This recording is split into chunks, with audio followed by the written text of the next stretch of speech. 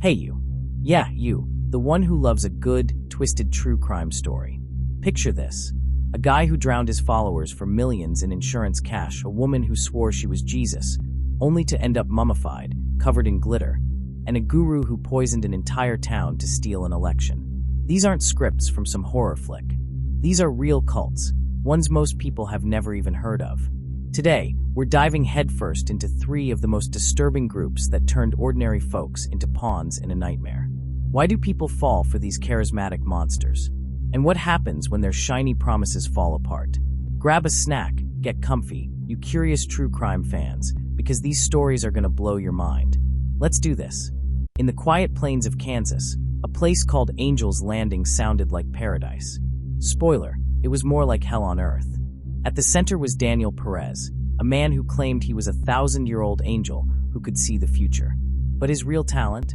Deception, murder, and preying on the vulnerable. Born in 1959 in Texas, Perez's early life is a blank slate.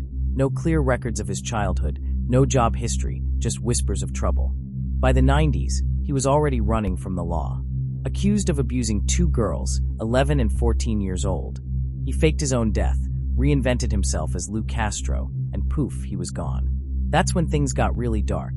Perez started building a small commune, dragging his followers across states: Texas, the Dakotas, Missouri, Kansas. He promised them utopia, saying he could heal diseases, make it rain, even raise the dead. His followers, mostly lost souls desperate for meaning, bought every word. But here's the catch. Perez said he needed young girls to sustain his life. What that meant was horrific. One survivor, just a teenager then, later said, "While other girls my age were riding bikes, I was lying in bed with a pillow over my face, waiting for it to end." Another confessed, "I was 16, planning my own death every day on the drive to school." These weren't just followers, they were prisoners of a predator hiding behind a spiritual mask. Angel's Landing wasn't some rundown camp. Near Ketchie, Kansas, the compound had two big houses, a swimming pool, and fancy cars. Perez was obsessed with Corvettes. Everyone lived well, not just the leader, which isn't how most cults roll. But that luxury? It came with a body count. Perez took out life insurance policies on his followers, naming himself or others as beneficiaries. And when money ran low, someone would mysteriously die. In 2001, Mona Griffith and her daughter died in a plane crash.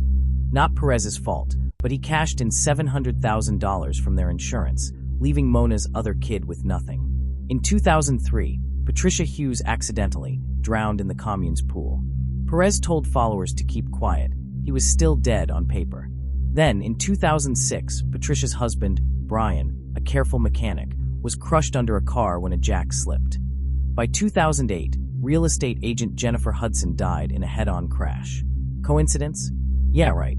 Some followers started whispering. Sarah, Jennifer's daughter, confronted Perez after her mom's death. "What did you do to her?" But Perez's promises, "They'll come back, don't worry," kept most loyal. Meanwhile, those insurance payouts?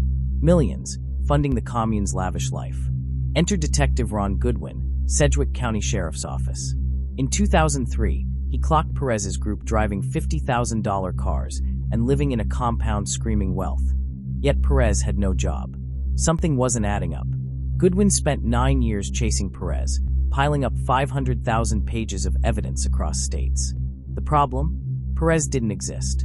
No records, no fingerprints, nada.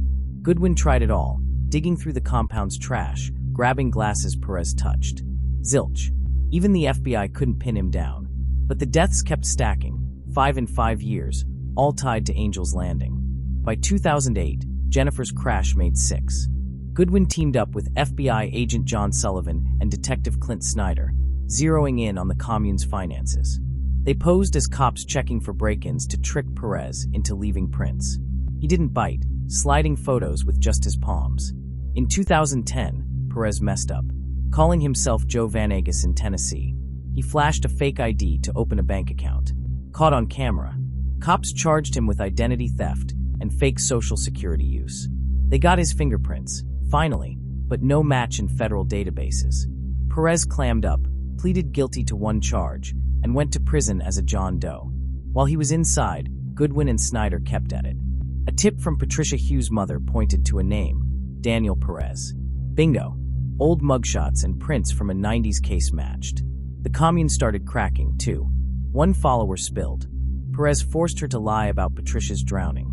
She heard screams, saw Perez wet and panting. He'd murdered her. In 2012, prosecutors slammed Perez with 28 charges: murder, rape, fraud. In 2015, a jury nailed him on all counts. 2 life sentences, plus 406 months, no parole for 80 years. Justice hit hard, but the survivors? Those girls carry scars most of us can't imagine. Now, let's pivot to a cult that feels like a sci-fi fever dream. Love has won. Picture a woman claiming she's a 19 billion-year-old deity who lived 534 lives. Jesus, Joan of Arc, Marilyn Monroe.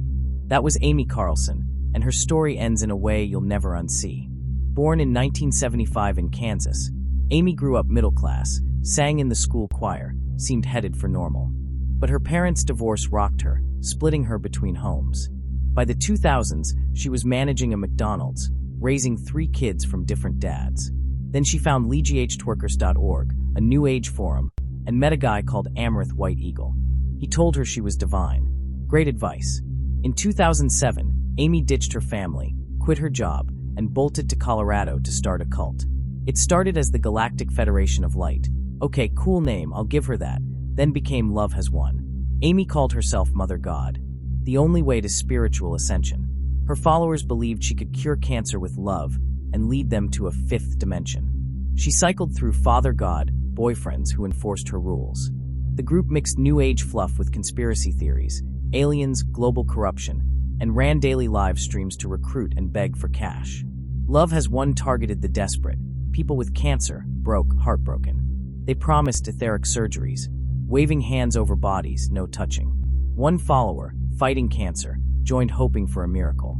Instead, they called her Pain Ego and shamed her on live streams for doubting Amy. Members called Amy Mom, crammed into Colorado shacks with barely any food or heat, and handed over their savings. Step out of line. Expect yelling, forced fasting, or worse. Amy's control was ruthless. No sleep to keep followers foggy, textbook brainwashing. No talking to outsiders. One guy questioned her and got dumped naked in the desert, forced to stare at the sun until his eyes burned. Amy swore it wasn't a cult, just fun. Sure. Even Dr. Phil grilled her about the screaming on her streams. She shrugged it off, out of context. But Amy wasn't above her own rules. She fasted for days, drank hard, and pushed colloidal silver, a fake cure-all sold on their site. It's not a cure. It turned her skin blue-gray, Argyria, and trashed her organs. By 2021, she was frail, hair thinning, barely standing. Then in April, cops found her body in the group's headquarters. This is wild. She was mummified, wrapped in a sleeping bag with Christmas lights, face caked in glitter, eyes gone. Her followers had made her a shrine. 7 members got arrested for corpse abuse and child endangerment. 2 kids were in the house.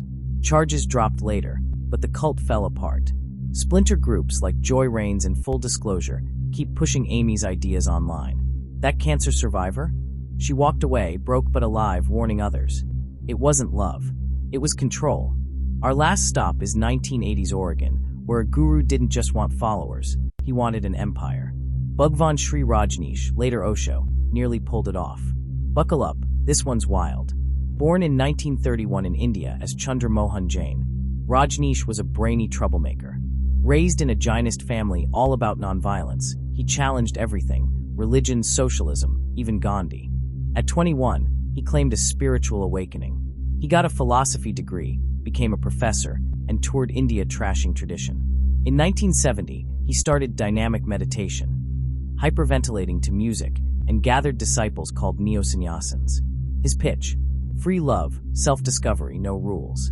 In 1974, he opened an ashram in Pune, mixing Eastern mysticism with Western therapy. It pulled in thousands, mostly Westerners chasing enlightenment. But his rants and loose morals ticked off Indian authorities. By 1981, he needed a new spot. Enter America, land of freedom and big OL spaces. Rajneesh and his secretary, Ma Anand Sheila, bought 64,000 acres in Oregon's Big Muddy Ranch. They called it Rajneeshpuram, a utopia for 7,000 followers. This wasn't a tent in the dirt. They built houses, a reservoir, an airstrip, a bus system. Sheila, a fireball, ran it all, charming reporters, crushing critics. But the nearby town of Antelope, population 60, wasn't having it. Locals saw the orange-robed Rajneeshis as invaders. Things got messy fast. When Antelope pushed back, Rajneeshpuram played dirty. To rig local elections, they bussed in thousands of homeless people, promising homes if they voted for Rajneesh candidates. County clerks shut it down, demanding residency proof. So Plan B, bioterrorism. In 1984, Sheila's crew grew salmonella in a lab and spiked salad bars at 10 restaurants in the Dallas. 751 people got sick, the biggest bioterror attack in U.S. history. They wanted voters too sick to show up. Backfired big time. Pissed off locals voted in droves. They kept going.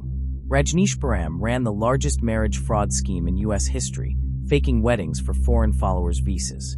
They wiretapped phones, bugged Rajneesh's own house, poisoned officials. Sheila even plotted to kill a U.S. attorney. But cracks formed. In 1985, Sheila bailed, and Rajneesh threw her under the bus, blaming her for bioterror, embezzlement, everything. Convenient, right? The FBI pounced. Rajneesh tried fleeing on a jet to Bermuda, caught in North Carolina. Busted. Facing 34 charges, mostly immigration fraud, he took a plea, $400,000 fine, probation, and kicked out of the U.S. for 5 years. He hopped between 21 countries before landing back in India, rebranding as Osho. Died in 1990, but his ashram still draws followers as a meditation resort. Rajneeshpuram's legacy? Complicated. Some call Osho a genius, others a fraud. One woman, brought there at 9, shared her truth. Older men pursued me, calling it free love. By 16, I felt worthless, flung into the world when it collapsed. His teachings bred abuse, not freedom. Her story hits hard. Behind the utopia were real victims.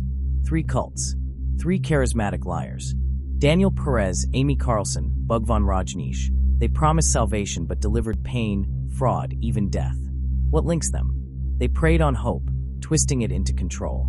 Angel's Landing hid murder behind luxury. Love has one-sold cosmic lies online. Rajneeshpuram turned spirituality into a war zone. And yet, people still join cults today, chasing connection in a broken world. Stay sharp out there. Question everything. Thanks for diving into these dark corners with me, you legends. If you're hooked on wild true crime like this, smash that like button, hit subscribe, and drop a comment. What cult should we tackle next? You're the best for watching.